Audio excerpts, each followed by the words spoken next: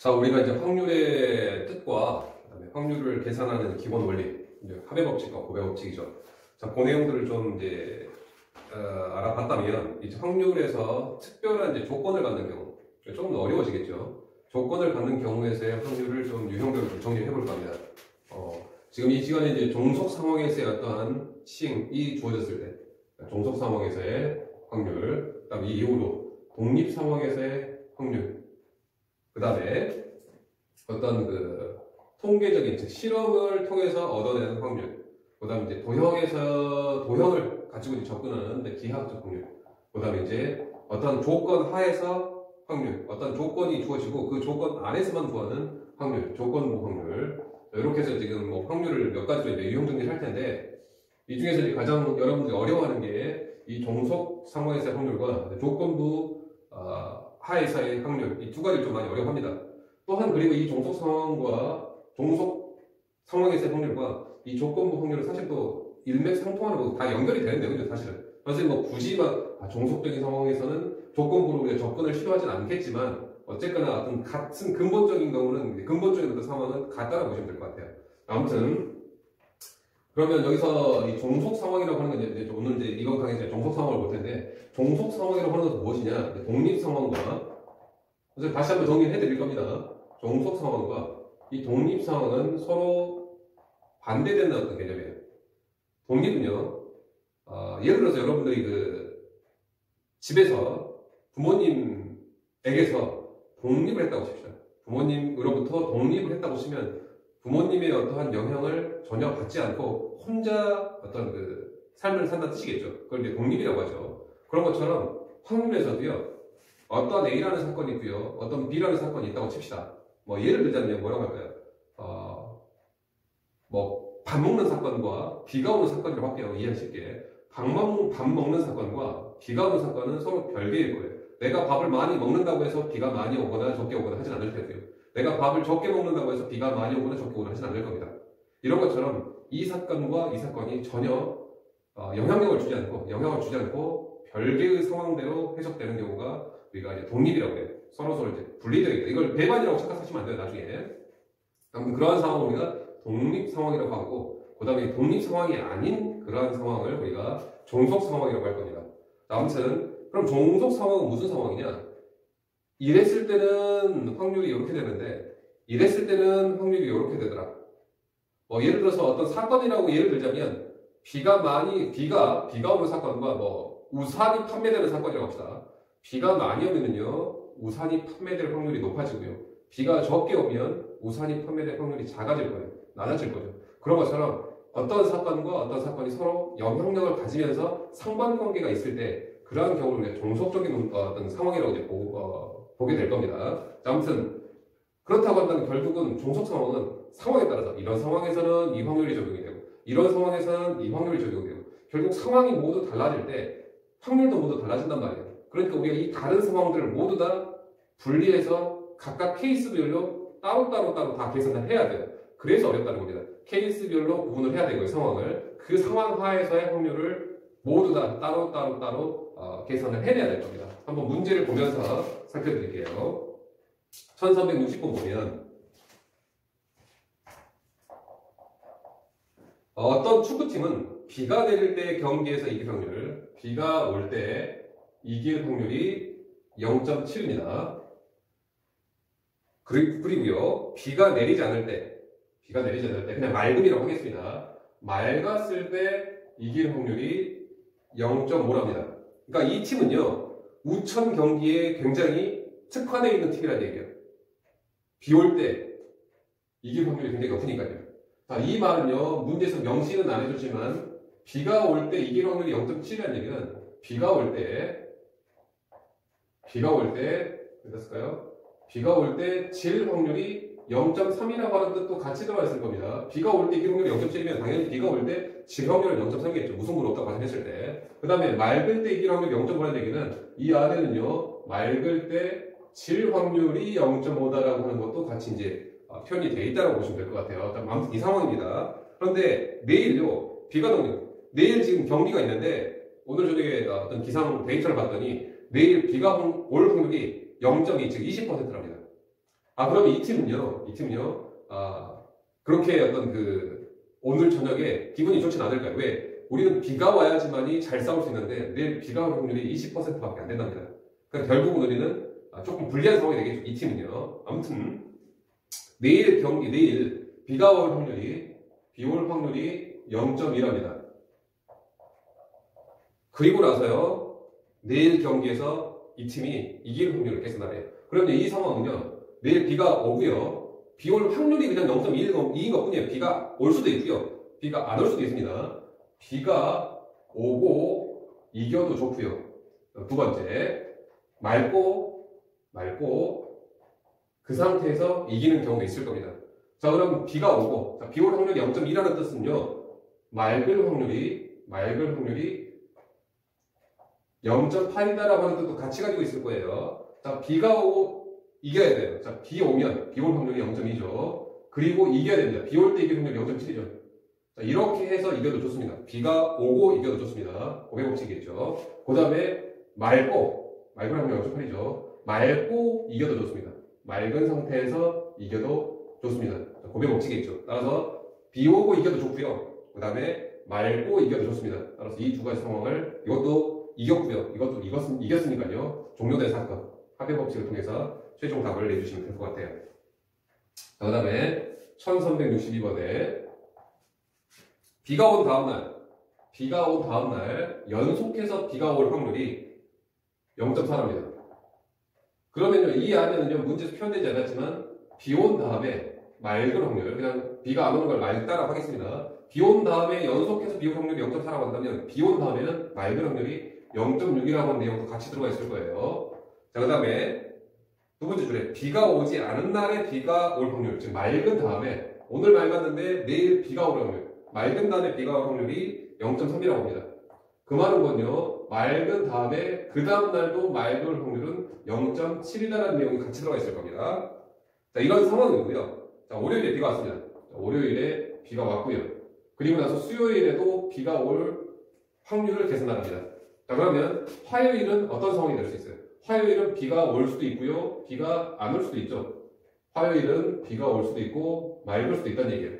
따라서 우리는 상황을 구분하겠습니다. 첫 번째, 월요일은 일단 비가 왔고요, 화요일 날 비가 오고요, 그리고 이제 수요일도 비가 와요. 수요일 날 비가 올 확률을 계산하고 했으니까 이런 경우도 있을 테고요.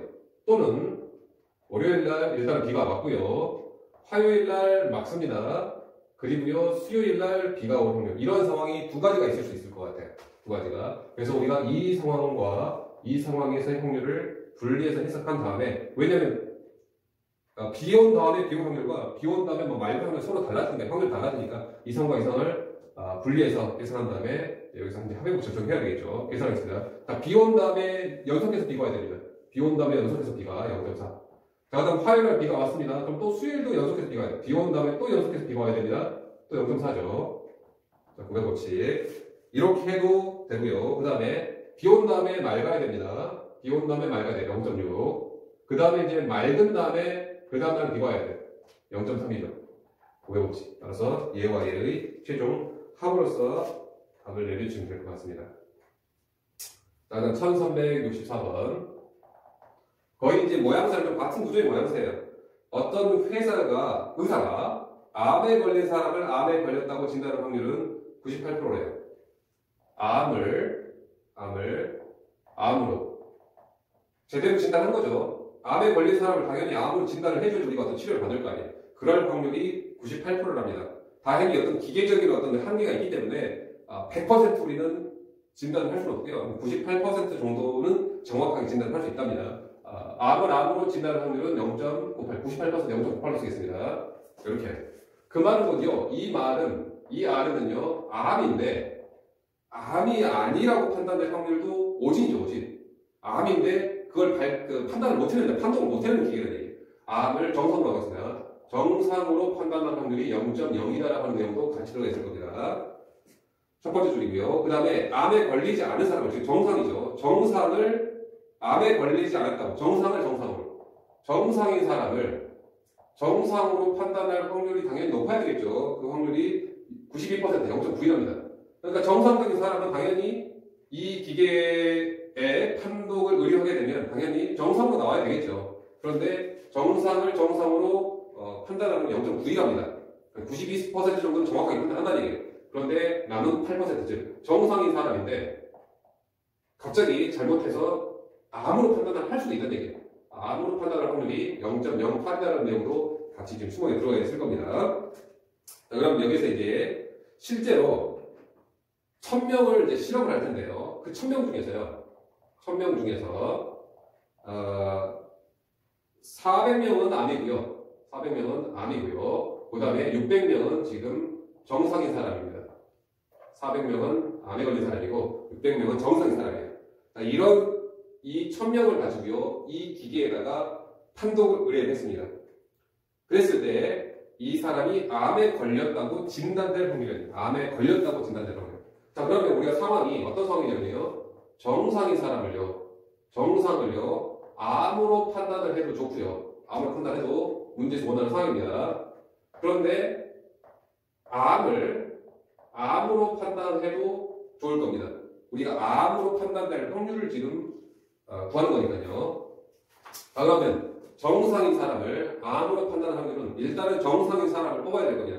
1000명 중에서 600명이 정상이에요. 즉 정상일 확률도 있죠. 이 1000명을 무작위로 지금 실험을 할 텐데 1000명 중에서 600명 정도가 정상이죠. 즉 1000분의 600입니다. 1000분의 600의 확률로 정상인 사람을 택했어요. 그리고요 그 사람을 암으로 판단해야 됩니다. 대신 정상인 사람을 암으로 판단해야 되니까 어디죠? 여기죠. 여기 0.08 이렇게요. 자, 그 다음에 암인 사람을 암으로 일단은 이 1000명 중에서 어떤 사람을 끄집어낼 텐데요. 암인 사람을 끄집어내야 됩니다. 1000명 중에서 400명의 확률로 암인 사람을 우리가 선택을 했겠죠. 그렇다면 이 사람을 판단을 할 겁니다. 암에 걸린 사람을 판단하는데 암으로 진단이 내려줘야 돼요. 암을 암으로 해요. 0.98 이렇게요. 따라서 이 상황과 이 상황의 합의 법칙을 통해서 최종 답을 내려주시면 되겠죠. 뭐 세 가지 형태는 거의 이제 같은 구조의 문제라고 보시면 될 것 같아요. 자, 그 다음에 1367번입니다. 네, 공법기인데요.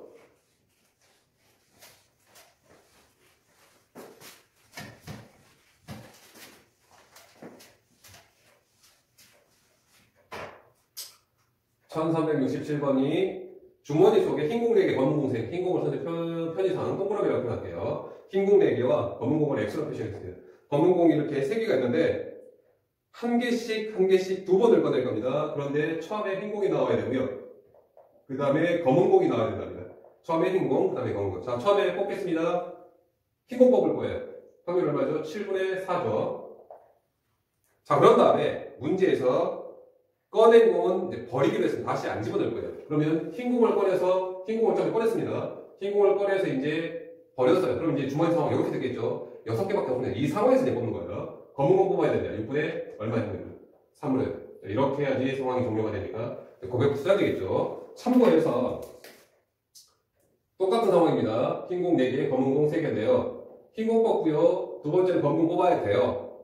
그런데 공을 뽑고 나서요. 다시 채워 넣겠대요. 복구시키겠답니다. 복원시키겠답니다.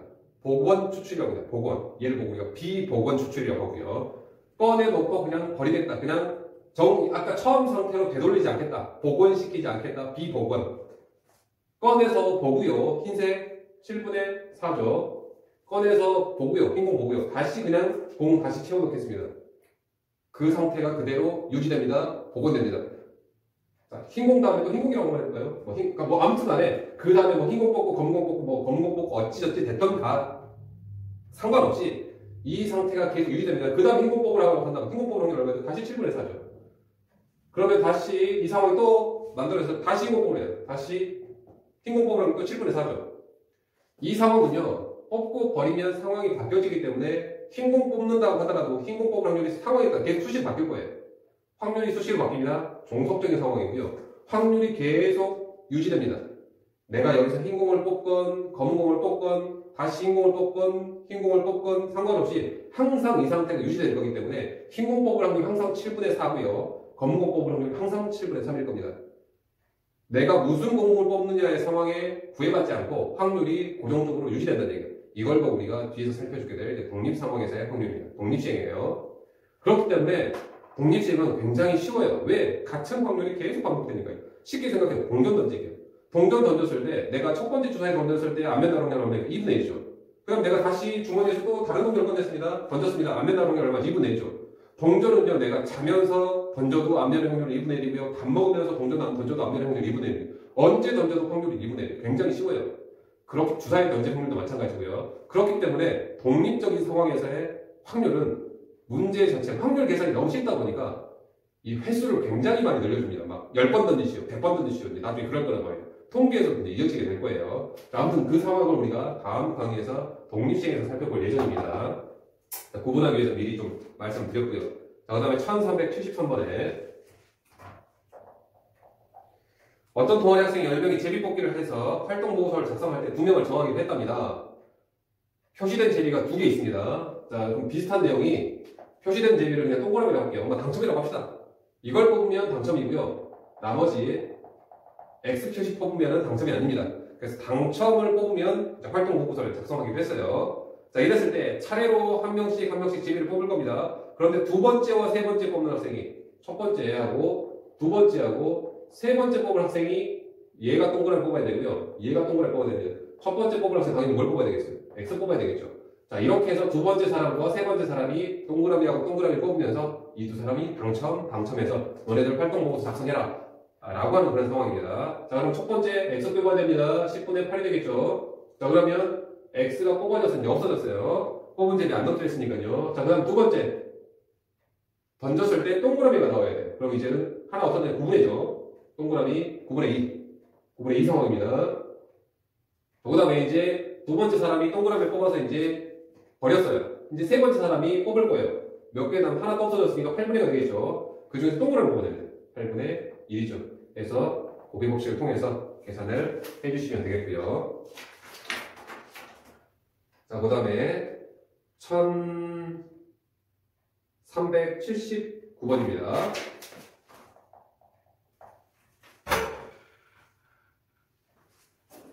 주머니 안에서 흰 공 2개하고 검은 공 3개가 있습니다. 흰 공 2개를 동그라미, 검은 공 3개를 X라고 할게요.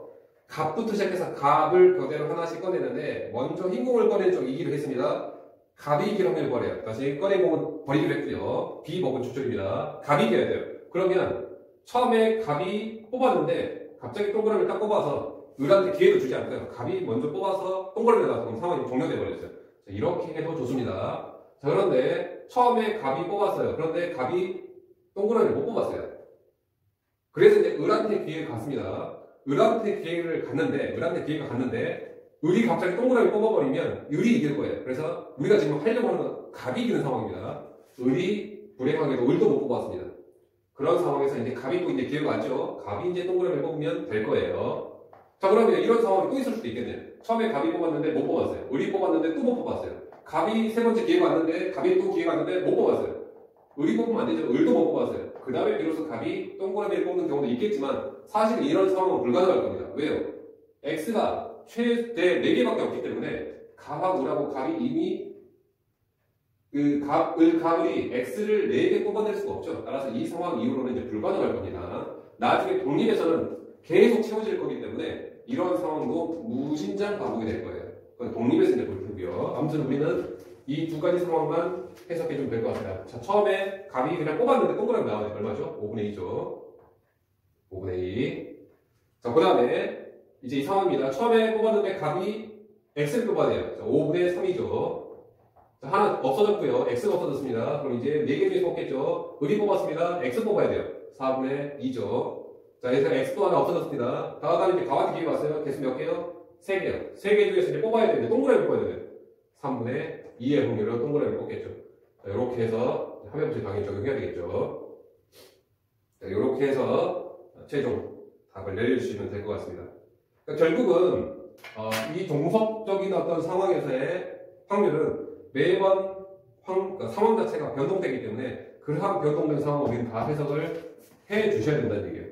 따라서 좀 문제 수는 많지 않습니다만은 한 문제마다 여러분들이 다 케이스를 구분해야 되기 때문에 종속 상황은 여러분들이 한 문제씩 잘 분석을 해 주시기를 바랍니다.